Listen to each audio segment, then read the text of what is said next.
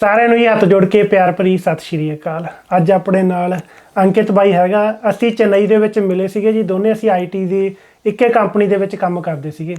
ਬਾਈ ਨੂੰ ਹੁਣ ਕਾਫੀ ਟਾਈਮ ਹੋ ਗਿਆ ਉਰੇ ਆਏ ਨੂੰ, ਕਾਫੀ ਤਾਂ ਨਹੀਂ, ਆਪਾਂ ਬਾਈ ਤੋਂ ਪੁੱਛਦੇ ਹਾਂ ਵੀ ਇਹਦਾ ਐਕਸਪੀਰੀਅੰਸ ਕਿੱਦਾਂ ਦਾ ਰਿਹਾ। ਇੱਕ ਆਈਟੀ ਵਾਲਾ ਬੰਦਾ ਉੱਥੇ ਇੱਕ ਵਧੀਆ ਜੌਬ ਛੱਡ ਕੇ ਉਰੇ ਆਉਂਦਾ ਵਾ, ਸਾਰਾ ਕੁਝ ਉੱਥੇ ਆਪਣਾ ਸੈੱਟ ਸੀਗਾ ਤੇ ਹੁਣ ਤਾਂ ਇੰਡੀਆ 'ਚ ਵੀ ਆਈਟੀ ਦੀਆਂ ਤਨਖਾਹਾਂ ਬਹੁਤ ਨੇ।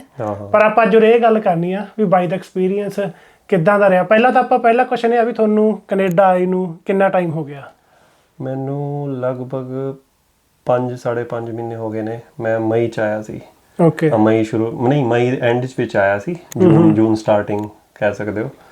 ਤੇ ਬਸ ਉਹੀ ਹੈ, ਉਸ ਟਾਈਮ ਆ ਕੇ ਤੇ ਹੌਲੀ ਹੌਲੀ ਬਸ ਸੈਟਅਪ ਹੀ ਕੀਤਾ। ਹਲੇ ਤਾਂ ਸੈਟਅਪ ਵਾਲੀ ਚੀਜ਼ਾਂ ਹੀ ਚੱਲ ਰਹੀਆਂ ਨੇ ਕਿਉਂਕਿ ਇੱਥੇ ਸੈਟਅਪ ਹੋਣਾ, ਘਰ ਲੱਭਣਾ, ਉਹ ਸਾਰੀ ਚੀਜ਼ਾਂ ਟਾਈਮ ਲੈਂਦੀਆਂ ਨੇ, ਤੈਨੂੰ ਪਤਾ ਹੀ ਆ। ਬਾਕੀ ਉਹੀ ਹੈ। ਸਭ ਤੋਂ ਪਹਿਲਾ ਸਟੈਪ ਜਿਵੇਂ ਘਰ ਲੱਭਣਾ ਸੀਗਾ, ਉਹਦੇ ਵਿੱਚ ਕੋਈ ਔਖ ਹੋਇਆ ਉਰੇ ਆ ਕੇ, ਜਿਵੇਂ ਆਪਾਂ ਇੰਡੀਆ ਤੋਂ ਘਰ ਲੱਭਣਾ ਉਰੇ? ਜੇ ਬਈ ਤੁਹਾਡਾ ਕੋਈ ਜਾਣਕਾਰ ਨਹੀਂ ਤਾਂ ਘਰ ਲੱਭਣਾ ਮੇਰੇ ਹਿਸਾਬ ਨਾਲ ਬਹੁਤ ਬੜੀ ਮੁਸੀਬਤ ਆ। ਰੀਜ਼ਨ ਇਜ਼ ਕਿ ਇੱਥੇ ਜਿਹੜਾ ਉਹ ਹੈਗਾ ਨਾ पब्लिक ट्रांसपोर्ट, वो बहुत टाइम कंज्यूमिंग है। मतलब अगर जो आप गाड़ी में ट्रेवल 30 मिनट्स में कर रहे हो, वही आप बस में जाओगे तो 1 से 1.5 घंटा, लगभग दुगने से ज़्यादा टाइम। घर कहीं अगर ऐसी जगह पे जहाँ 3-4 बसें चेंज करनी पड़ेगी तो मतलब पूरे दिन में ही घर देख पाओगे। सो अगर आपके जानकार हैं तो वो बेस्ट हेल्प जो आपकी कर सकते हैं वो है कि घर ढूंढने में हेल्प, जो कि मेरा कज़न यहाँ पे रहता था एंड ही हेल्प मी। और या उसमें मज़ा आया कि भाई चलो घर उसने 4-5 घर, नहीं तो बहुत औखा हो जाता, नहीं तो बहुत मुश्किल है, नहीं तो बहुत मुश्किल है, क्योंकि घर एक ढूंढना। और फिर यहाँ पे एक अजीब कॉन्सेप्ट है कि नया बंदा है, डेफिनेटली उसकी क्रेडिट हिस्ट्री नहीं हो सकती। ठीक है, और पे स्लिप अभी कोई नहीं आई, सारे मांगते हैं। पर अगर वो सिर्फ वो मांग लें कि आपकी जो एम्प्लॉयमेंट लेटर है, सिर्फ क्योंकि क्रेडिट हिस्ट्री कहाँ से बनाएगा, उसको कुछ टाइम चाहिए, राइट। बैंक अकाउंट खोलने के बाद साथ के साथ ही मुझे क्रेडिट कार्ड भी नहीं मिला था। तो ये बहुत ही मतलब लगी कि थोड़ी सी चीज़ें अलग हैं। और खासकर थोड़े अपने बंदे भी हैं, जो देसी बंदे भी, वो भी सेम ही ट्रैक पे है कि दे आस्क दीज थिंग्स। ਤੇ ਬਾਈ ਨੇ ਹਾਲ ਤੱਕ ਕਾਰ ਨਹੀਂ ਲਈ ਹੈ। ਹਾਂ, ਕਾਰ ਨਾ ਲੈਣ ਦਾ ਕੀ ਕਾਰਨ ਆ? ਕਾਰ ਨਾ ਲੈਣ ਦਾ ਥੋੜਾ ਇਹ ਕਹਾਂਗਾ ਕਿ ਮੇਰੀ ਥੋੜੀ ਜਿਹੀ ਜੋਬ ਹਲੇ ਤੱਕ ਕੰਫਰਟੇਬਲ ਹੈ ਕਿ ਉਹਦੇ ਚ ਜ਼ਰੂਰਤ ਨਹੀਂ ਪਈ। वर्क फ्रॉम होम जो आईटी में चल ही रहा है आजकल। बट वो है कि अदरवाइज आपके यहाँ बिना कार के कोई गुजारा नहीं है। मतलब हाँ, और इसके अलावा वैसे भी अगर आपका वर्क फ्रॉम होम भी अगर आपका कोई नोन नहीं है तो ग्रोसरी लाना भी एक चैलेंजिंग टास्क है। पर कुछ फ्रेंड्स हैं, जैसे मनिंदर भाई हो गया, और भाई लोग हैं जो ऑफर कर देते हैं हेल्प की व्हेनेवर दे आर, जब वो जा रहे हैं कि ग्रोसरी करने तो वो मुझे कॉल कर देते हैं कि अगर जाना है, मेरे ओनर है खुद, वो मुझे ओनर बहुत चंगा तो वो मुझे हेल्प कर देते हैं। तो मुझे इसलिए मेरी इजी हो रही है। अदरवाइज अगर कोई जानकार नहीं है तो घर ढूंढना भी और आगे फिर बिना गाड़ी के मैनेज करना दोनों ही मुश्किल टास्क है। ਤੇ ਹੁਣ ਬਾਈ ਆਪਾਂ ਬਾਈ ਤੋਂ ਇਹ ਪੁੱਛਦੇ ਆ ਵੀ ਉਰੇ ਤੇਰਾ ਮਹੀਨੇ ਦਾ ਖਰਚਾ ਕਿੰਨਾ ਖੋ ਰਿਹਾ ਵਾ? ਮਹੀਨੇ ਦਾ ਖਰਚਾ ਬਈ, ਮੈਂ, ਮੇਰੀ ਵਾਈਫ ਤੇ ਇੱਕ ਸਾਡਾ ਛੋਟਾ ਜਿਹਾ ਜਵਾਕ ਹੈ ਬਈ, 2 ਸਾਲਾਂ ਦਾ। ਉਹਦਾ ਬਰਥਡੇ ਵੀਡੀਓ ਵੀ ਦੇਖੀ ਹੋਣੀ ਤੁਸੀਂ ਮਨਿੰਦਰ ਦੀ ਵੀਡੀਓ 'ਚ ਹੀ। ਤੇ ਸਾਡਾ ਬੇਸਿਕ ਖਰਚਾ ਉਹੀ ਹੈ ਕਿ ਇੱਕ ਤਾਂ ਸਭ ਤੋਂ ਵੱਡਾ ਖਰਚਾ ਇੱਥੇ ਹੈ ਬਈ ਤੁਹਾਡਾ ਰੈਂਟ। ਉਹ ਤੁਹਾਡੀ ਅੱਧੀ ਜ਼ਿਆਦਾ ਇਨਕਮ ਤਾਂ ਉਹੀ ਖਾ ਜਾਂਦਾ ਹੈ, ਜਿਹੜਾ ਮੈਨੂੰ ਲੱਗਿਆ ਕਿ ਇੱਥੇ ਆ ਕੇ ਬੜਾ ਸਰਪ੍ਰਾਈਜ਼ਿੰਗ ਜਿਹਾ। ਤੇ ਰੈਂਟ ਹੋ ਗਿਆ ਪਲੱਸ, ਤੇ ਹਲੇ ਅਸੀਂ ਬੇਸਮੈਂਟ 'ਚ ਰਹਿ ਰਹੇ ਹਾਂ ਤੇ ਉਹਦਾ ਰੈਂਟ ਲਗਭਗ ਉਹੀ ਜੋ ਬੇਸਿਕ 2 BHK ਦਾ ਰੈਂਟ ਹੈ 1700-1800 ਦੇ ਰੇਂਜ, ਉਹ ਹੈ। ਪਲੱਸ ਯੂਟੀਲਿਟੀਜ਼ ਮਿਲਾ ਕੇ ਤੇ ਫੈਮਿਲੀ ਨਾਲ, ਤੇ ਉੱਦਾਂ ਵੀ ਜੋ ਬੇਸਿਕ ਤੁਹਾਡੀ ਦਾਲ ਸਬਜ਼ੀ ਦਾ ਖਰਚਾ ਹੈ ਉਹ ਵੀ ਹੁਣ ਵਧਿਆ ਹੈ ਇੱਧਰ, ਦੁੱਧ ਦਾ ਖਰਚਾ, ਤਾਂ ਸਾਰਾ ਮਿਲਾ ਕੇ ਬਈ 2500 ਤੋਂ 2800 ਤਾਂ ਬੇਸਿਕ ਖਰਚਾ ਹੈ ਬਈ। ਤੇ ਸਿੱਧਾ ਖਰਚਾ ਫੋਨ ਦਾ ਸਾਰਾ ਕੁਝ ਪਾ ਕੇ, ਫੋਨ ਦਾ ਪਾ ਕੇ ਬਈ, ਇੰਟਰਨੈਟ ਭਾਵੇਂ ਬਈ ਅਸੀਂ ਉਹਨਾਂ ਦਾ ਯੂਜ਼ ਕਰ 3000 ਹੀ ਆਪਾਂ ਰਾਉਂਡ ਅਪ ਕਰ ਲੈਂਦੇ ਆ। ਰਾਉਂਡ ਅਪ 3000 ਕਰ ਲਓ। ਜੇ ਕਿਸੇ ਨੇ ਗੱਡੀ ਲੈਣੀ, ਜੇ ਨਵੀਂ ਹੈਗੀ ਤਾਂ ਸਿੱਧਾ $1000 $1000 ਹੋਰ ਪਾ ਲਓ, 4000। ਬਾਈ ਨੇ ਹਲੇ ਗੱਡੀ ਨਹੀਂ ਲਈ ਹੈਗੀ ਤੇ 2 ਜਾਣੇ ਨੇ ਤੇ ਇਹਨਾਂ ਦਾ ਇੱਕ ਬੇਬੀ ਹੁੰਦਾ ਵਾ ਨਾਲ। ਸੋ ਇੱਕ ਨਵੇਂ ਕਪਲ ਦਾ ਜਿਹੜੇ ਇੰਡੀਆ ਦੇ ਵਿੱਚੋਂ ਆਉਣਾ ਚਾਹੁੰਦੇ ਆ ਤਾਂ ਉਹਦੇ 3000 ਬਰੈਂਪਟਨ ਦੇ ਵਿੱਚ ਮਿਨੀਮਮ ਖਰਚਾ ਵਾ, ਜੇ ਤੁਸੀਂ ਗੱਡੀ ਵੀ ਨਹੀਂ ਰੱਖ ਰਹੇ। ਜੇ ਗੱਡੀ ਲੈ ਰਹੇ ਹੋ ਤੁਸੀਂ ਤਾਂ $1000 ਹੋਰ ਵੱਧ ਗਿਆ। ਤੇ ਜਦੋਂ 2 ਜਾਣੇ ਆਉਂਦੇ ਆ ਉਹਦੇ ਵਿੱਚ ਸਭ ਤੋਂ ਵੱਡੀ ਪ੍ਰੋਬਲਮ ਇਹ ਹੋ ਜਾਂਦੀ ਹੈ, ਜਦੋਂ ਤੁਹਾਡੇ ਨਾਲ ਛੋਟਾ ਬੱਚਾ ਵਾ, ਕਿ ਤੁਸੀਂ ਦੋਨੇ ਜੀ ਫੁੱਲ ਟਾਈਮ ਜੌਬ ਨਹੀਂ ਕਰ ਸਕਦੇ ਹੈਗੇ। ਸਿਰਫ ਇੱਕ ਬੰਦਾ ਹੀ ਜੌਬ ਕਰ ਸਕਦਾ। ਸੋ ਉਹਦੀ ਇਨਕਮ ਤੁਸੀਂ ਲਾ ਲਓ ਕਿੰਨੀ ਹੋਊਗੀ, $4000-5000 ਇੰਨੀ ਕੀ ਉਰੇ ਇਨਕਮ ਆ ਮਹੀਨੇ ਦੀ। ਜੇ ਆਪਾਂ ਜੌਬ ਲੱਗਦੇ ਆ ਤਾਂ ਉਹਦੇ ਵਿੱਚੋਂ 3000 ਤਾਂ ਸਿੱਧਾ ਨਿਕਲ ਜਾਂਦਾ, 1000 ਗੱਡੀ ਦਾ ਨਿਕਲ ਜਾਂਦਾ, ਬਾਕੀ 1000 ਕੁਝ ਵੀ ਨਹੀਂ ਹੁੰਦਾ ਹੈਗਾ। ਤੇ कोई भी आज की डेट में बात करें, अगर इंडिया की बात करें तो 6-7 साल का एक्सपीरियंस बंदा भी होगा ना कोई इंडिया में, और यहाँ $1000 अगर हमने लगाए बच रहे हैं गाड़ी के साथ तो 60,000 है, राइट, इंडिया में कन्वर्ट करें। और वहाँ कोई भी 5-6 साल का एक्सपीरियंस बंदा भी आज की डेट में जिस हिसाब से आईटी में बूम है, तो 70-80 हज़ार लाख, और कहीं बहुत अच्छी टेक्नोलॉजी में जिनके हाथ अच्छा है तो वो 1.5 लाख 2-2 लाख तक भी हाथ में आज की डेट में बूम है तो कमा रहे हैं। तो वहाँ क्वेश्चन आता है कि क्या कनाडा में मूव करना एक अच्छा डिसीजन है? ਇਹ ਕੁਐਸਚਨ ਮੈਂ ਤਾਂ ਬਹੁਤ ਪੁੱਛਿਆ ਜਾਂਦਾ, ਮੈਨੂੰ ਰੀਫਰੇਜ਼ ਕਰਦਾ ਵਾਂ। ਪਹਿਲਾਂ ਮੈਂ ਦੋ ਤਰੀਕੇ ਨਾਲ ਕੁਐਸਚਨ ਪੁੱਛਦਾ। ਮੇਰੇ ਤੋਂ ਕਾਫੀ ਜਾਣੇ ਪੁੱਛਦੇ ਹੁੰਦੇ ਆ ਵੀ ਜੇ ਸਾਡੀ ਇੰਡੀਆ ਦੇ ਵਿੱਚ 1 ਲੱਖ ਸੈਲਰੀ ਹੈਗੀ ਆ, ਕੀ ਸਾਨੂੰ ਕੈਨੇਡਾ ਮੂਵ ਹੋਣਾ ਚਾਹੀਦਾ? ਦੂਜਾ ਕੁਐਸਚਨ ਹੁੰਦਾ ਵੀ ਜੇ ਸਾਡੀ 50,000 ਰੁਪਏ ਸੈਲਰੀ ਆ ਇੰਡੀਆ ਦੇ ਵਿੱਚ, ਅਸੀਂ ਕਪਲ ਆ, 50,000 ਉਹਦੀ 50,000 ਮੇਰੀ, ਦੂਜੇ ਬੰਨੇ ਹੈਗੀ ਆ 1 ਲੱਖ ਉਹਦੀ 1 ਲੱਖ ਉਹਦੀ, ਕੀ ਤੁਹਾਨੂੰ ਕੈਨੇਡਾ ਦੇ ਵਿੱਚ ਮੂਵ ਹੋਣਾ ਚਾਹੀਦਾ ਵਾ कि नहीं? तो इस क्वेश्चन को बजाय की सैलरी के लेने के ना, बिकॉज हर सिटी में वहाँ डिफरेंट खर्चे हैं, मतलब रेंट अलग है हर सिटी का। कोई छोटे शहर में रह रहा है, मान लो अगर किसी का है, तो हम ये लेते हैं कि सेविंग कितनी कर रहा है। हाँ, चलो सेविंग दे पर्सपेक्टिव ले लेंगे, क्योंकि सेविंग का है कि मुझे पता है इन हैंड आने के बाद मेरा खर्चा करने के बाद ये बच रहा है। तो अगर मेरा ऐसा मानना है कि अगर किसी की 50,000 या उससे कम सैलरी है और उसे लगता है कि भाई यहाँ वहाँ पे ग्रोथ होने में टाइम लगेगा, तो स्टिल यहाँ पे आना एक थोड़ा सा कंसिडरेबल पॉइंट है। बिकॉज अगर यहाँ पे आपका, और स्पेसिफिकली ये तब पॉइंट तब है अगर आप जॉब लेके ही कनाडा आ रहे हो, ये बहुत बड़ा पॉइंट है। बिकॉज अगर आपकी जॉब नहीं है, आईटी में आपको 6, 8, 10 साल का एक्सपीरियंस भी है, मैं यहाँ डेली जो फेसबुक ग्रुप है उन पर मैसेजेस पढ़ता हूँ लोगों के कि उनको जॉब नहीं मिल रही है आईटी में। बिकॉज यहाँ पे कैनेडियन एक्सपीरियंस एक बहुत बड़ा पॉइंट जो कंसीडर करते हैं। तो अगर किसी की जॉब के साथ आ रहा है, जैसे मैं अगर मान लो किसी जॉब के साथ शिफ्ट होता हूँ यहाँ पर, तब आपके यहाँ पे एक फिक्स पैकेज आपके हाथ में आएगा, तब आपकी सेविंग आप कंपेयर करोगे तो मैंने बता ही दिया, खर्चा करने के बाद $1,000 आपको बचना है। और अगर गाड़ी, और इंडिया में मैं ज़्यादा कमाता हूँ, और आज की डेट में 8-10 साल के एक्सपीरियंस में ईजिली आप 1,00,000-1.25 लाख इन हैंड ले सकते हो। ठीक है, तो उस केस में मुझे नहीं लगता कि बहुत ज़्यादा बेनिफिट है। मतलब 50,000 तक फिर भी कंसीडरेबल है, मतलब अगर 50,000 तक आपकी है सैलरी तो फिर भी कंसीडर कर सकते हो कि आपका सेम सा स्टैंडर्ड रह सकता है या थोड़ा बहुत इम्प्रूव हो सकता है।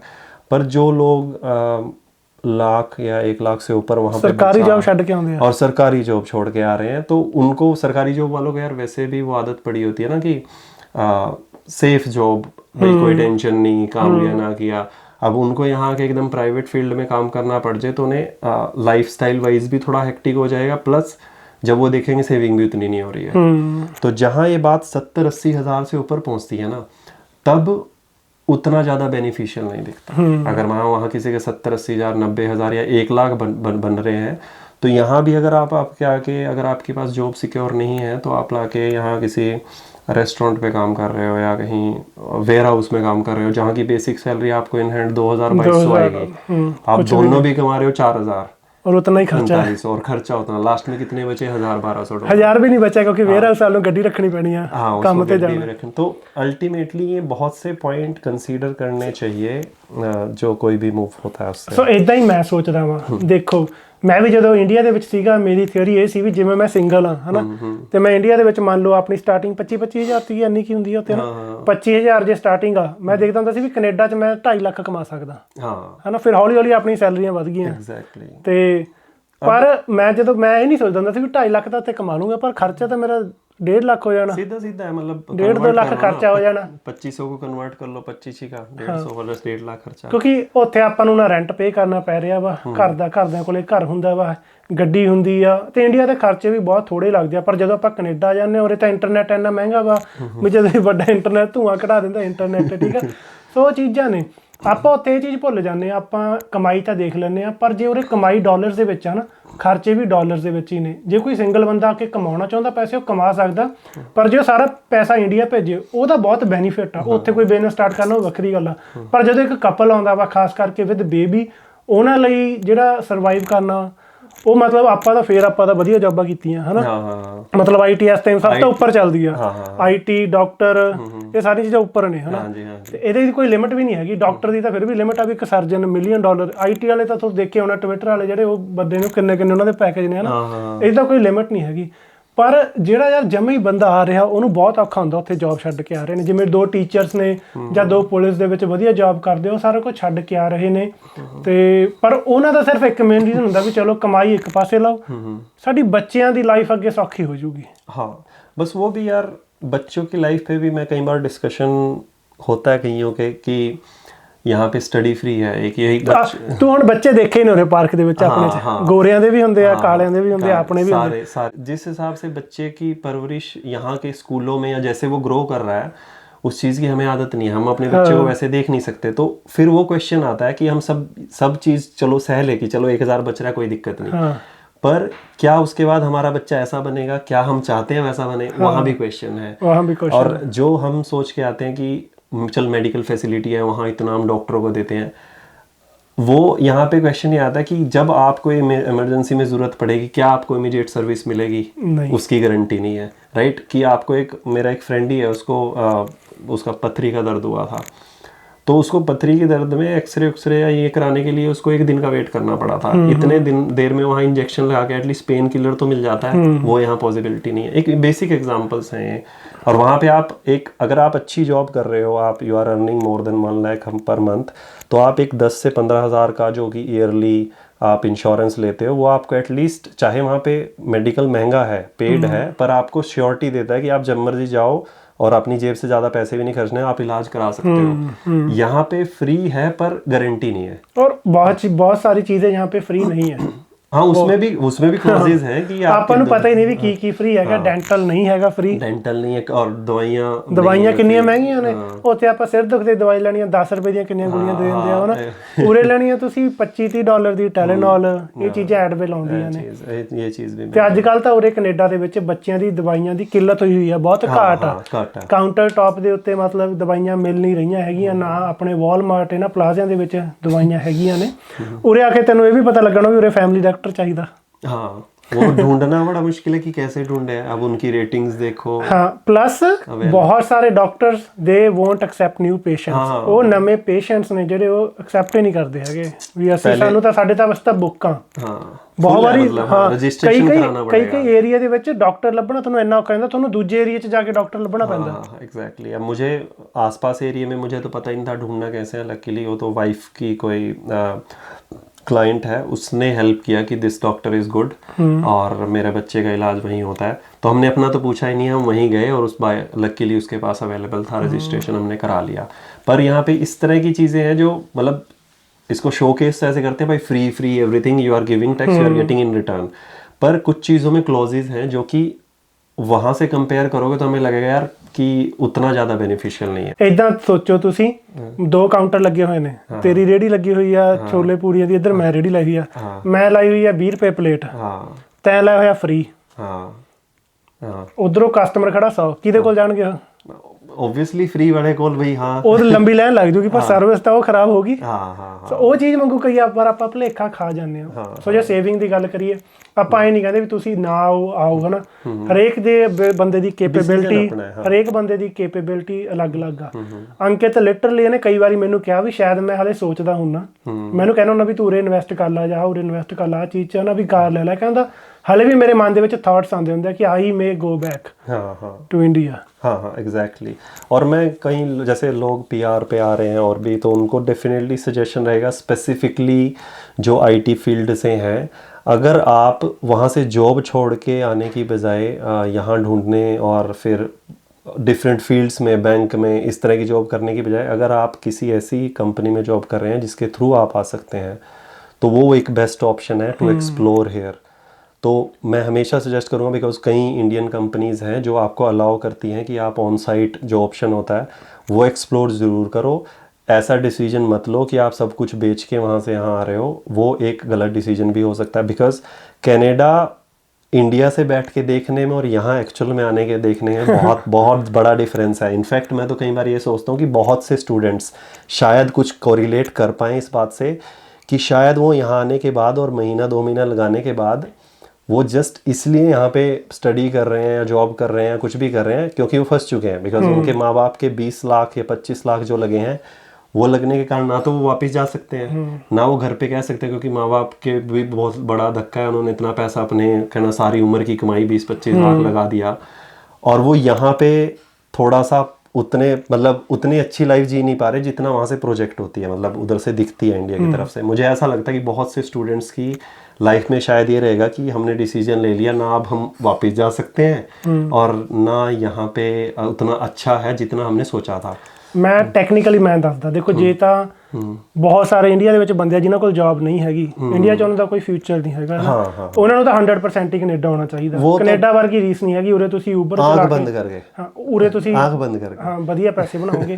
ਅਸੀਂ ਗੱਲ ਕਰਦੇ ਹਾਂ ਜਿਹੜੇ ਬੰਦੇ ਦੋ ਬੰਦੇ ਨੇ, ਇੱਕ ਜਣਾ 80,000 ਕਮਾ ਰਿਹਾ, ਇੱਕ ਜਣਾ 50,000 ਕਮਾ ਰਿਹਾ, ਉਹਨਾਂ ਨੂੰ ਅਸੀਂ ਜਮਾਂ ਸਹੀ ਮੈਸੇਜ ਦੇਣਾ ਚਾਹੁੰਦੇ ਹਾਂ ਵੀ ਸਾਡੇ ਵੱਲੋਂ ਤਾਂ ਆ ਜਾਓ, ਪਰ ਉਰੇ ਆ ਕੇ ਤੁਹਾਨੂੰ ਜਿਹੜੀਆਂ ਚੀਜ਼ਾਂ, ਹੁਣ ਇਹ ਵੀ ਉਰੇ ਆਈ ਆ, ਮੈਂ ਵੀ ਉਰੇ ਆਈ ਆ, ਮੈਂ ਵੀ ਤੁਹਾਡੇ ਵਾਲੀ ਜਗ੍ਹਾ ਦੀ ਸੀਗਾ ਨਾ, ਤੇ ਥੋੜਾ ਜਿਹਾ ਕੰਸੀਡਰ ਕਰ ਲੈਣਾ ਚਾਹੀਦਾ ਵਾ, ਕਿਉਂਕਿ ਕੈਨੇਡਾ ਖਾਸ ਕਰਕੇ ਇਨਫਲੇਸ਼ਨ ਦੇ ਵਿੱਚ ਬਹੁਤ ਛੇਤੀ ਡਿਕਲਾਈਨ 'ਚ ਜਾ ਰਿਹਾ ਸਾਰੀਆਂ ਚੀਜ਼ਾਂ ਉਰੇ।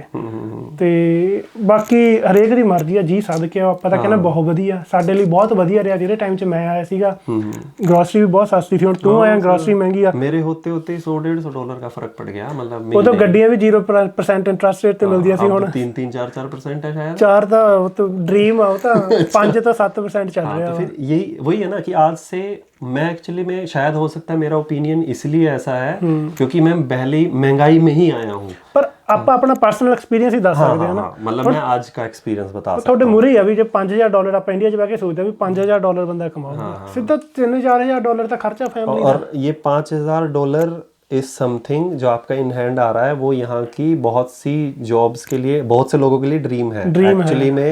$5,000 इज समथिंग कि आपका 1 लाख के आसपास का पैकेज होना चाहिए, क्योंकि टैक्स कट के वो इतना ही आता है। सब तो ਵੱਧ टैक्स भी उरे कट्टे ਜਾਂਦਾ है। हाँ, वो टैक्स कट के वो हाथ में आपको $5,000 के आसपास आएगा, और 5,000 में अब क्या आपकी सेविंग होगी, आप कैसे बचा सकते हो वो भी पता लग गया कि आप गाड़ी, जैसे मैं गाड़ी नहीं ले रहा। ਇਹ ਤਾਂ ਹਲੇ ਗੱਡੀ ਲੈਣਾ ਚਾਹੁੰਦਾ, ਮੈਂ ਇਹਨੂੰ ਰੋਕ ਦਿੰਦਾ ਹੁਣ, ਮੈਂ ਕਹਿੰਦਾ ਹੁਣ ਪਹਿਲਾਂ ਘਰ ਲੈ, ਪਰ ਘਰ ਲੈਣਾ ਦੱਸ ਦੇ ਕਿੰਨਾ ਔਖਾ ਹੋ ਰਿਹਾ। घर लेना उससे अगला मुश्किल स्टेप है, पर आप सोचो फिर वही है कि अब घर इज सेम थिंग लाइक कि आपकी इनकम लाख रुपए और आपको वही है कि 2-2.5 करोड़ रुपया मतलब खर्चना है, तो जो वो रेशियो है इंडिया में वही चीज़ यहाँ पे है कि यहाँ पे अब नॉर्मल जो अगर 3 रूम सेट अगर आप सोच रहे हो कि चलो नहीं भी रेंटल इनकम होगी तो वो $6-7 लाख के आसपास मिनिमम पूरा है ना, मिनिमम से अगर आज रेंट डाउन हुए राइट, तो 6-7 लाख इज समथिंग 4.5 करोड़ के आसपास पड़ गई अपने के बाद। और इंडिया 'ਚ ਵਿਆਜ ਕਿੰਨਾ ਆਂਦਾ ਕਰੋੜ ਦੇ ਉੱਤੇ? 1 ਕਰੋੜ ਤੇ 7 ਲੱਖ ਆ ਜਾਂਦਾ, 7-8% ਕਿੰਨਾ ਵਿਆਜ ਆਉਣਾ ਉੱਤੇ? 28-30 ਲੱਖ ਵਿਆਜ ਆ ਜਾਂਦਾ 4 ਕਰੋੜ ਤੇ। यहाँ पे पहले बेनिफिट था, आई थिंक ब्याज कम था राइट। ਹਾਂ ਪਹਿਲਾਂ ਇੰਟਰਸਟ ਉਹ ਤਾਂ ਚਲੋ ਫਿਰ ਵੀ ਘੱਟ ਹੋ ਜਾਊਗਾ, ਪਰ ਫਿਰ ਵੀ ਜਿਹੜੇ ਬੇਸਿਕ ਖਰਚੇ ਨੇ ਉਹ ਤਾਂ ਆਉਣੇ ਹੀ ਰਹਿੰਦੇ ਨੇ। वो नहीं, एक बार जो ग्रोसरी का प्राइस बढ़ गया, मुझे नहीं लगता, क्योंकि कंपनी उसकी मोनोपोली भी रहती है कि प्राइस बढ़ गया तो उसको मेंटेन रखो। और यहाँ अपने इंडिया की तरह नहीं है भाई, 4 दुकानें हैं यहाँ पे, हमेशा आपको वहीं मॉल में ही जाना पड़ेगा, वॉलमार्ट या किसी से सामान लेने। वहाँ मोनोपोली चलती है बड़ी इंडस्ट्री में, जो मोहल्ले की दुकानें होती हैं या फिर जहाँ से हम वहाँ ग्रोसरी लेते हैं अपने इंडिया में, वहाँ फिर भी कंपटीशन रहता है। 4 दुकानें छोटे छोटे, वो थोड़ा मार्जिन कम कर लेते हैं, और इंडिया में ही काफ़ी फूड ग्रो होता है तो वैसे ही सस्ता है यहाँ पे वो चीज़। ਇਹਦੇ ਵਿੱਚ ਅਸੀਂ ਕੋਈ ਦੇਖੋ, ਜਦੋਂ ਬੰਦਾ ਸੱਚੀ ਗੱਲ ਕਰਦਾ ਵਾ ਨਾ, ਸ਼ਾਇਦ ਉਹ ਕਿਸੇ ਨੂੰ ਉਈਓ ਮਾੜੀ ਲੱਗ ਜਾਂਦੀ ਆ। ਆਪਾਂ ਇਹਦੇ ਵਿੱਚ ਜਮਾ ਸੱਚੀ ਗੱਲ ਕਰ ਰਹੇ ਹਾਂ, ਐਕਸਪੀਰੀਅੰਸ ਸ਼ੇਅਰ ਕਰ ਰਹੇ ਹਾਂ, ਨਾਲੇ ਬਾਈ ਵਧੀਆ ਉਰੇ ਬਾਈ ਸੈੱਟ ਹੈ ਇਸ ਟਾਈਮ, ਠੀਕ ਆ, ਸਾਰਾ ਕੁਝ ਆ, ਬੇਸਮੈਂਟ ਦੇ ਵਿੱਚ ਰਹਿੰਦਾ। ਗੱਲ ਉਹ ਆ ਵੀ ਤੁਹਾਨੂੰ ਸੈਕਰੀਫਾਈਸ ਬਾਹਲਾ ਕੁਝ ਕਰਨਾ ਪੈਂਦਾ ਵਾ। ਹੁਣ ਜਿਵੇਂ ਕੁਝ ਮਰਜ਼ੀ ਆ, ਬੇਸਮੈਂਟ ਦੇ ਵਿੱਚ ਰਹਿਣ ਦਾ ਤੇ ਘਰ ਦੇ ਵਿੱਚ ਰਹਿਣ ਦਾ ਫਰਕ ਹੈ ਜੀ, ਫਰਕ ਵੱਡੀਆਂ ਵਿੰਡੋਆਂ, ਜਵਾਕ ਦਾ ਵੀ ਦਿਲ ਖੁਸ਼ ਹੁੰਦਾ। ਆਪਾਂ ਜਵਾਕ ਨੂੰ ਕਿਉਂ ਪਾਰਕ 'ਚ ਲੈ ਕੇ ਜਾਂਦੇ ਆ ਰੋਜ਼, ਵੀ ਬੱਚਾ ਬਾਹਰ ਨਿਕਲੇ, ਹਵਾ ਹਨਾ। ਬਾਕੀ ਉਹ ਬੱਚਿਆਂ ਨੂੰ ਚੀਜ਼ਾਂ ਹੀ ਕਿੰਨੀਆਂ ਘੱਟ ਦਿਖਦੀਆਂ ਜਿਹੜੀਆਂ ਉਹਨੇ ਦਾਦੇ ਤੋਂ, ਦਾਦੀ ਤੋਂ, ਨਾਨੀ ਤੋਂ, ਆਪਦੇ ਕਜ਼ਨਸ ਤੋਂ ਗੱਲਾਂ ਸਿੱਖਣੀਆਂ ਨੇ, ਉਹ ਕਿੱਥੋਂ ਸਿੱਖੂਗਾ? और पार्क वाले जवाक तो देखे ही नहीं, पार्क वो चीज़ अलग है। फिर हाँ, एक और चीज़ जो हमारे लिए शुरू में बहुत बड़ी दिक्कत मतलब हमें फील हुई, क्योंकि हमने वो कभी फेस नहीं की थी। इंडिया में आप जो भी रह रहे हैं, एक अच्छी फैमिली में इकट्ठे लोग रह रहे हैं, जिनमें चाचा ताया और इकट्ठे रह रहे हैं, इवन आपके माँ बाप भी इकट्ठे रह रहे हैं, आप सिटी में नहीं रह रहे, तो आपको पता ही नहीं लगेगा बच्चा कैसे बड़ा होता जा रहा है। मतलब मेरा अपना लड़का 1.5 साल का हो गया, और मेरे पूरे दिन में 1-1.5 घंटा खिला लिया। कभी वो हमारे ऊपर जो रेंट पे रहते हैं उनके पास खेल रहा है, कभी सामने रिश्तेदार या जानकार रह रहे हैं उनके साथ खेल रहा है, तो पता नहीं लगा। यहाँ आने के महीने बाद मेरी बस हो गई थी क्योंकि उसको ना खिलाएं तो खेलने के लिए ना लेके जाएं तो वो प्रॉब्लम है कि बच्चा फ्रस्ट्रेट होगा, और आप वो नहीं चाहते हो कि बच्चे का अपने आप में बिजी सा रहे, वो किसी से इंटरेक्ट ना करे, वो भी ज़रूरी है, इंटरेक्शन बनी रहे। और आपके पास टाइम नहीं है, ऑफिस के साथ बच्चे को भी संभालना है, और ऊपर से हमारे बच्चे को इंडिया में लोग गोद में ज़्यादा रखते हैं, हमें वही आदत थी, अब वो हर जगह गोद में उठा के, मेरी तो कमर बैक पेन स्टार्ट हो गया था पहले महीने से, अब जाके धीरे धीरे स्टॉलर और चीज़ें यहाँ पे लिए हैं। एक कहना ਹੁੰਦਾ ਵੀ ਤੁਸੀਂ अंगद ਨੂੰ किवें सांभ लिया। हाँ, मतलब मैं तो रियली अप्रिशिएट करता हूँ कि भाई यहीं पे बेबी पैदा करके, और अब तक जैसे यहीं पे हुआ था अंगद कनाडा में ही, और इन्होंने मैनेज किया बिना फैमिली के, और मैं सोच भी नहीं सकता कि हम छोटे से उस बेबी को नहला भी सकते थे हम अपने आप। तो ये बहुत बड़े बेनिफिट है जो हम नॉर्मल लाइफ में सोचते भी नहीं कि करने पड़ेंगे, और यहाँ पे वो हर चीज़ करनी पड़ती है। तो इसलिए वो सारी चीज़ कंसीडर करके आना कि आप हर चीज़ में वहाँ कहीं ना कहीं हेल्प मिल जाती है, यहाँ कोई हेल्प नहीं वैसे नहीं मिलती, पर चलो फ्रेंड सर्कल है, थोड़ी बहुत हेल्प ਜ਼ਰੂਰ ਹੋ ਜਾਂਦੀ ਹੈ। ਤੇ ਇੱਕ ਹੋਰ ਪੁਆਇੰਟ ਆ, ਆਪਾਂ ਜਦੋਂ ਕਈ ਵਾਰ ਉੱਥੋਂ ਵਧੀਆ ਜੌਬ ਕਰ ਰਹੇ ਆ ਨਾ, ਮਤਲਬ ਮੈਂ ਇੰਡੀਆ ਦੇ ਵਿੱਚ 1 ਲੱਖ IT ਦੀ ਜੌਬ ਕਰ ਰਿਹਾ ਵਾਂ, ਮੈਂ ਛੱਡ ਕੇ ਉੱਥੋਂ ਉਰੇ ਆ ਜਾਵਾਂ, ਐਵੇਂ ਹੋ ਸਕਦਾ ਵੀ ਪਹਿਲੇ 4-5 ਮਹੀਨੇ ਤੁਹਾਨੂੰ ਜੌਬ ਨਾ ਹੀ ਮਿਲੇ IT ਦੇ ਵਿੱਚ, ਤੇ ਜੇ ਮਿਲੇ ਤਾਂ ਐਂਟਰੀ ਲੈਵਲ ਜੌਬ ਮਿਲੇ, ਯੂ ਨੈਵਰ ਨੋ। ਇਦਾਂ ਨਹੀਂ ਹੈਗਾ ਵੀ ਤੁਹਾਨੂੰ ਉਰੇ ਆ ਕੇ ਜੌਬਾਂ ਧਰੀਆਂ ਪਈਆਂ ਨੇ, ਉਰੇ ਉੱਦਾਂ ਹੀ ਇੰਟਰਵਿਊ ਸਾਰਾ ਕੁਝ ਪ੍ਰੋਸੈਸ ਸੇਮ ਆ, ਥੋੜਾ ਇੰਡੀਆ ਨਾਲੋਂ ਆਬਵੀਅਸਲੀ ਕੰਪੀਟੀਸ਼ਨ ਘੱਟ ਆ ਉਰੇ, पर फिर भी जॉब्स भी कम है। हाँ, जॉब भी घट, रेशो जितना कंपटीशन कम है उतनी IT की जॉब्स भी कम है।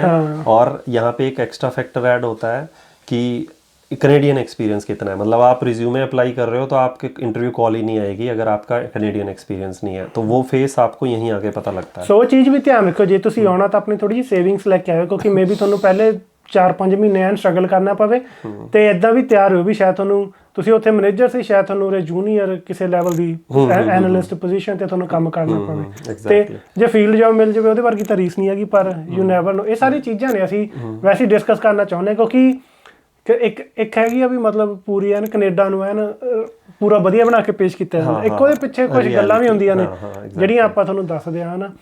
ਕੈਨੇਡਾ ਤੋਂ ਬਾਅਦ ਮੈਨੂੰ ਤਾਂ ਲੱਗਦਾ ਮੇਰੇ ਜਿੰਨਾ ਦਾ ਕੈਨੇਡਾ ਨੂੰ ਕਿਸੇ ਨੇ ਪ੍ਰਮੋਟ ਹੀ ਨਹੀਂ ਕੀਤਾ, ਪਰ ਆ ਵੀ ਜਿਹੜੀਆਂ ਗੱਲਾਂ ਨੇ ਵੀ ਤੁਹਾਨੂੰ ਦੱਸਣੀਆਂ ਜ਼ਰੂਰੀ ਨੇ ਵੀ ਭਾਈ ਜੇ ਤੁਸੀਂ ਉੱਥੇ ਵਧੀਆ ਸੈੱਟ ਹੋ ਤਾਂ ਉਹਦੇ ਵਰਗੀ ਵੀ ਲਾਈਫ ਮਤਲਬ है नहीं। इंडिया में थोड़े सिक्योरिटी वो चीज़ों का डेंजर हो जाता। हाँ, बस लॉन्ग टर्म चीज़ों में थोड़ा सा कि वहाँ पे जिस हिसाब से पॉपुलेशन बढ़ रही है, आगे जाके फ्यूचर में क्या होगा, ये कुछ एक फैक्टर है जो एक अच्छा अर्निंग बंदा सोचता है यार कि मैं टैक्स, अब मैं अपनी बात करूँ, मैं वहाँ भी थे 30% टैक्स दे रहा था, मैं उस स्लैब में था, यहाँ भी लगभग 30 के आसपास ही है, ठीक है।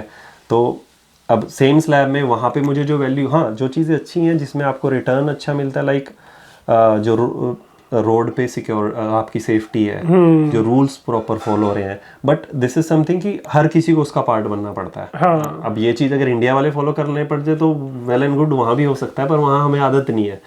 तो ये कुछ एक चीज़ें हैं। पर एज अ सोशली ਜਾਂ ਕੁਛ ਵੀ ਐਸਾ ਜਿਵੇਂ ਦਿਲ ਖੁਸ਼ ਹੁੰਦਾ ਨਾ, ਇੱਕ ਬੰਦੇ ਦਾ ਦਿਲ ਖੁਸ਼ ਹੁੰਦਾ, ਰੋਜ਼ ਤੜਕੇ ਉੱਠਦਾ ਉਹ ਵਧੀਆ ਐਨ ਰੋਟੀ ਖਾਂਦਾ ਹੈ ਨਾ, ਉਹ ਚੀਜ਼ਾਂ ਨਾਲ, ਤੇ ਹਲੇ ਬਾਈ ਦੀ ਵਾਈਫ ਐਨ ਵਧੀਆ ਰੋਟੀ ਸਾਰਾ ਕੁਝ ਵਧੀਆ ਬਣਾ ਲੈਂਦੀ ਐਨ ਪੂਰਾ ਫਸਟ ਕਲਾਸ। ਤੇ ਉਦਾਂ ਤੈਨੂੰ ਕੀ ਲੱਗਿਆ ਵੀ ਉਰੇ ਦੀ ਲਾਈਫ ਤੋਂ ਵੱਧ ਇੰਜੋਏ ਕਰਦਾ ਕਿ ਇੰਡੀਆ ਦੀ? वैसे बेसिकली सिर्फ एंजॉय? यार सिर्फ एंजॉय वो डिपेंड करता है बंदे की नेचर कैसी है। मुझे लोगों से बात करना, इंटरेक्शन करना, मुझे ये एंजॉयमेंट ज़्यादा लगता है। कई लोग एंजॉय करते हैं पार्टी क्लब में जाना, तो उनके लिए तो ऐसे ही वहाँ चले गए यहाँ चले गए, इट्स सेम राइट, यहाँ भी पार्टी क्लब्स हैं। पर अगर किसी को ये है कि मैं बाहर बैठा हूँ सोशली, और कनाडा में भी अगर आपको थोड़ा सा इंडिया वाली फील लेनी है तो ब्रैम्पटन एक ऐसा प्लेस है जहाँ वो ले सकते हैं। मैं यहाँ पार्क में जाता हूँ तो मुझे कहीं अपनी सिक्स कम्युनिटी के बंदे मिलते हैं, तो हम इंटरेक्ट करते हैं, नॉर्मल बातें कर लेते हैं। पर अगर आप कहीं कनाडा में ऐसी जगह हो तो आप इंटरेक्शन बिल्कुल ज़ीरो है जी। पर जो बातचीत करने वाले सोशल बंदे हैं उनके लिए थोड़ा सा तो प्रॉब्लमेटिक है। आप हर किसी पूरे थोड़ा सोशल सर्कल अपना क्रिएट करना औखा हो जाता है, क्योंकि देखो ਜਿਹੜੇ ਤੁਹਾਡੇ ਇੰਡੀਆ 'ਚ ਫਰੈਂਡ ਬਣੇ ਆ ਉਹ ਆਰਗੈਨਿਕ ਫਰੈਂਡ ਨੇ, ਠੀਕ ਆ, ਉਹ ਇਦਾਂ ਫਰੈਂਡ ਨੇ ਵੀ ਜਦੋਂ ਉੱਥੇ ਕੰਮ ਕਰਦੇ ਸੀ, ਅਸੀਂ ਬਸ ਜਾਣ ਪਛਾਣ ਹੋ ਗਈ, ਫਰੈਂਡ ਬਣ ਗਏ। ਤੈਨੂੰ ਯਾਦ ਆਪਾਂ ਉੱਥੇ ਵੀ ਗਏ ਸੀਗੇ ਆਂਧਰਾ ਪ੍ਰਦੇਸ਼, ਕੋਈ ਮੰਦਿਰ ਜਿਹੇ 'ਚ, ਮੈਂ ਕੱਲ ਹੀ ਫੋਟੋ ਦੇਖੀ ਆਪਾਂ, ਯਾਦ ਨਹੀਂ ਤੈਨੂੰ? ਆਪਾਂ ਦੋਨੇ, ਮੈਂ ਤੁਹਾਨੂੰ ਦਿਖਾਉਂਗਾ ਫੋਟੋ, ਮਤਲਬ ਆਪਾਂ ਕਿਤੇ ਗਏ ਸੀਗੇ ਲੋਕੇਸ਼ਨ 'ਚ, ਮੈਨੂੰ ਵੀ ਯਾਦ ਨਹੀਂ ਹੈਗੀ। ਤੇ ਪਰ ਉਰੇ ਉਹ ਚੀਜ਼ ਕਰਨੀ, ਹਾਂ ਤਿਰੂਪਤੀ ਆਪਾਂ ਗਏ ਸੀਗੇ, ਹਾਂ ਜਿੱਥੇ ਮਤਲਬ ਬਾਲ ਕੱਟਦੇ ਆ, ਹਾਂ ਬਾਲ ਵੀ ਕੱਟਦੇ, ਹਾਂ ਉਹ ਵਾਲੇ ਟੈਂਪਲ ਗਏ ਸੀਗੇ ਆਪਾਂ। ਉਰੇ 30 ਸਾਲ ਤੋਂ ਬਾਅਦ ਵੈਸੇ ਵੀ ਜੇ ਦੇਖਿਆ ਹੋਵੇ ਬੰਦੇ ਦੇ ਫਰੈਂਡ ਬਣਾਉਣੇ ਥੋੜੇ ਜਿਹਾ ਔਖੇ ਹੋ ਜਾਂਦੇ ਆ, हाँ वही है, पड़ोसी नहीं पड़ोसी को जानते यार। मतलब वहाँ पड़ोस में है कि बंदे 3-3 4-4 घंटे स्पेंड कर रहे हैं आराम से उनके, मतलब यहाँ पे थोड़ा प्राइवेसी वाला इश्यूज अलग है, नहीं जानते यार पड़ोसी, जानते यहाँ पड़ोसी नहीं पड़ोसी को जानते, इवन चाहे वो सेम कम्युनिटी के हैं। मैंने वो बात करते हुए देखा। ਹੁਣ ਆਪਾਂ ਰਹਿੰਦੇ ਆ ਉਰੇ ਓਨਰ ਤੇ ਥੱਲੇ ਵੀ ਦੇਖਿਆ ਹੋਵੇ ਬੇਸਮੈਂਟ ਦੇ ਵਿੱਚ, ਉਹ ਵੀ ਬਹੁਤ ਘੱਟ ਇੰਟਰੈਕਸ਼ਨ ਹੈ, ਮਿਨੀਮਮ ਇੰਟਰੈਕਸ਼ਨ ਆ। ਉਹ ਵੀ ਇੰਟਰੈਕਸ਼ਨ ਹੁੰਦੀ ਹੈ 31 ਤਰੀਕ ਨੂੰ ਜਾ ਕੇ ਵੀ ਰੈਂਟ ਦੇ ਦਿਓ ਕੱਲ ਨੂੰ। ਉਹ ਦੇਖਦੇ ਵੀ ਇੱਕ ਨੂੰ ਰੈਂਟ ਆ ਗਿਆ ਕਿ ਨਹੀਂ, ਫਿਰ ਉਹ ਮੈਸੇਜ ਕਰਦੇ ਨਹੀਂ, ਕੋਈ ਮੈਸੇਜ ਨਹੀਂ ਆਇਆ, ਜਾਂ ਬੱਦਵਾ ਦੇ ਹੁੰਦਾ गड्डी पासे कर दे।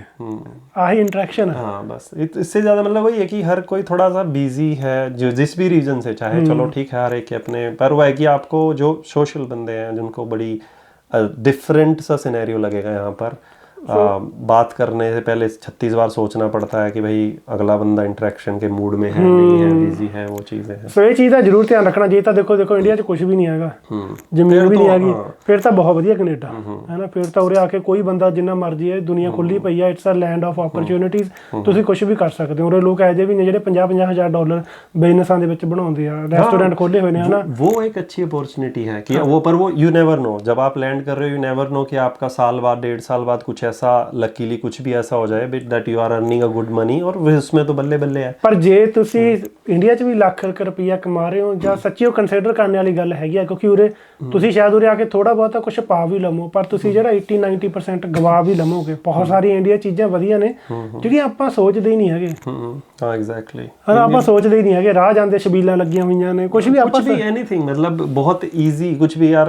गणी नुक्कड़ पे दुकान है या हर चीज के लिए आपको, जैसे अपने वहाँ सेक्टर्स में होते हैं ना भाई, ये सेक्टर की मार्केट है, उस तरह वाला सीन है यहाँ पे कि आपको वहाँ जाना ही, बाहर सब्जी वाला आਉਂਦਾ ਸਬਜ਼ੀਆਂ ਦੇ। अरे यहाँ सब्जी वाला कहाँ से? ਹੁਣ ਮੇਰੀ ਗਰੋਸਰੀ ਮੁੱਕੀ ਹੋਈ ਆ ਕਿੰਨੇ ਦਿਨਾਂ ਦੀ। ਅੱਛਾ, ਜਦ ਸ਼ਰਨ ਗਈ ਆ ਮੈਂ ਇੱਕ ਬਸ ਜਿੱਦੇ ਆਪਾਂ ਗੱਡੀ ਦੇਤੀ ਸੀਗੀ, ਉਹਦੇ ਮੈਂ ਗਰੋਸਰੀ ਲਈ ਮੈਂ ਉਹੀ ਪੁਰਾਣੀ ਜਿਹੜੀ ਪਈ ਆ ਮਾੜੀ ਮੋਟੀ, ਕੁਝ ਵੀ ਨਹੀਂ ਬਚਿਆ ਮੇਰੇ ਕੋਲੇ, ਮੈਂ ਉਹ ਚੀਜ਼ ਸਾਰੀ ਜਾਂਦਾ। बस में आप आधा 1 किलो जो सब्जियां वगैरह ये चीजें ला सकते हो, 10 किलो का आटा उठा के लाना में थोड़ा रेल बन जानी है। ਬਾਈ ਦੀ ਵਧੀਆ ਜੌਬ ਆ, ਪਰ ਬਾਈ ਅੱਜ ਵੀ ਕਹਿੰਦਾ ਵੀ ਮੇਰੀ ਇੰਡੀਆ ਦੇ ਵਿੱਚ ਇਹ ਤੋਂ ਵੱਧ ਹੀ ਸੇਵਿੰਗ ਹੋ ਰਹੀ ਸੀ ਮਾੜੀ ਮੋਟੀ। हाँ मतलब वहाँ पे ये था कि थोड़ा एंजॉय था, अगर सेविंग बराबर भी है तो वहाँ पे थोड़ा हैप्पीली सेविंग थी। यहाँ पे है कि थोड़ा दिमाग पे रहती है कि मुझे अभी बहुत स्टार्ट किया है भी। प्लस ਮੰਨ ਲਾ ਹੁਣ ਜਿੱਦਾਂ ਰਿਸੈਸ਼ਨ ਆ ਰਿਹਾ, ਮੰਨ ਲਾ ਜੌਬ ਚਲੀ ਆ ਬੰਦੇ ਦੀ, ਪੂਰੇ ਖਰਚਾ ਨਹੀਂ ਘਟਣਾ ਹੈਗਾ। ਇੰਡੀਆ 'ਚ ਖਰਚਾ ਆਪਣਾ ਜਿਹੜਾ ਮਿਨੀਮਲ ਆ ਹੈ ਨਾ, ਉੱਥੇ ਜੌਬ ਵੀ ਚਲੇਗੀ ਕੋਈ ਚੱਕਰ नहीं, कुछ भी 2 से 4 हज़ार रुपए में वहाँ पे फैमिली का मिनिमम खाने पीने का गुजारा चल सकता है। अगर आपके पास अपना घर है 2-4 हज़ार रुपया अगर आप कहीं से कमा रहे हो तो आपका चल सकता है। पर यहाँ पे तो मिनिमम है भैया 4,000 रुपया।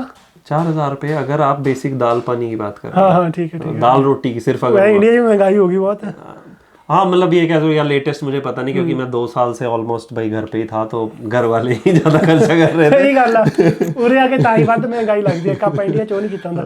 ਪਲੱਸ ਮੈਂ ਇੱਕ ਹੋਰ ਗੱਲ ਦੱਸਦਾ, ਬਾਈ ਨੂੰ ਵੀ ਨਹੀਂ ਪਤਾ ਸੀਗਾ ਵੀ ਜਿਹੜੀ ਬੱਚੇ ਦੀ 2 ਸਾਲ ਤੋਂ ਟਿਕਟ ਹੁੰਦੀ ਹੈ ਛੋਟੀ, ਉਹਦੇ ਪੈਸੇ ਨਹੀਂ ਲੱਗਦੇ ਹੁੰਦੇ। मैं वीडियो बना के नहीं दसिया सीगा, मेरे से वो स्किप हो गई वीडियो, पर मेरे को इसलिए हाँ, पर वो है कि वो खर्चने पड़े मेरे को, क्योंकि मेरे को ये मालूम नहीं था कि उसमें फिर बैग्स अलाउड है या नहीं है। हाँ ਬੱਚੇ ਦੀ ਇਹਨੂੰ ਹੁਣੇ ਬੱਚੇ ਦੀ ਪੂਰੀ ਟਿਕਟ ਲਾ ਕੇ ਆਇਆ ਸੀਗਾ। हाँ मैं पूरे, ਇਹੀ ਫਾਇਦਾ ਪੰਜਾਬੀ ਵਲੌਗਰ ਚੈਨਲ ਦੇਖਣ ਦਾ, ਜੇ ਤੂੰ ਦੇਖਦਾ ਉੱਤੇ ਧਿਆਨ ਨਾਲ ਤੈਨੂੰ ਪਤਾ ਲੱਗ ਜਾਂਦਾ। ਮੇਰਾ 1.25 ਲੱਖ ਬਚ ਜਾਣਾ ਸੀ ਜੇ ਮੈਂ ਦੇਖਦਾ, ਅੱਜ ਮੇਰਾ ਨੁਕਸਾਨ ਹੋਇਆ। ਇਹ ਚੀਜ਼ ਦੇ ਉੱਤੇ ਵੀ ਥੋੜਾ ਜਿਹਾ ਕਿਤੇ ਨਾ ਕਿਤੇ ਓਵਰਸੈਲ ਕੀਤਾ ਜਾਂਦਾ ਵਾ ਵੀ ਜਿਹੜਾ ਤੁਹਾਡਾ ਬੱਚਾ ਵਾ ਉਹਦੀ ਉਰੇ ਐਜੂਕੇਸ਼ਨ ਆ, ਉਹ ਬਹੁਤ ਵੀ ਉਰੇ ਬੱਚਿਆਂ ਦੇ ਫਿਊਚਰ ਵਾਸਤੇ ਅਸੀਂ ਆ ਰਹੇ ਹਾਂ। ਪਰ ਤੈਨੂੰ ਕੀ ਫੀਲ ਹੋਇਆ ਵੀ ਜਿਹੜੇ ਉਰੇ ਦੇ ਬੱਚੇ ਨੇ ਉਹ ਆਪਣੇ ਇੰਡੀਆ ਤੋਂ ਵੱਧ ਇੰਟੈਲੀਜੈਂਟ ਨੇ ਦੇਖਿਆ ਜਾਵੇ ਟੈਕਨੀਕਲੀ? देखो फ्री है पर उतनी क्वालिटी नहीं है, वो तो हम डेफिनेटली कह सकते हैं। देखो इंडिया की जो एजुकेशन है वो पैसे में ज़रूर मिलती है, पर आई एम नॉट श्योर कि मैं दुगना कहूँ या थोड़ा बहुत कम कहूँ, पर वहाँ का बच्चा हमेशा इंटेलिजेंट होगा, क्योंकि यहाँ पे हर चीज़ थोड़ा सा डिले है। जो चीज़ वहाँ पे 5th में सिखा रहे हैं वो 7th में चलेगी यहाँ पे।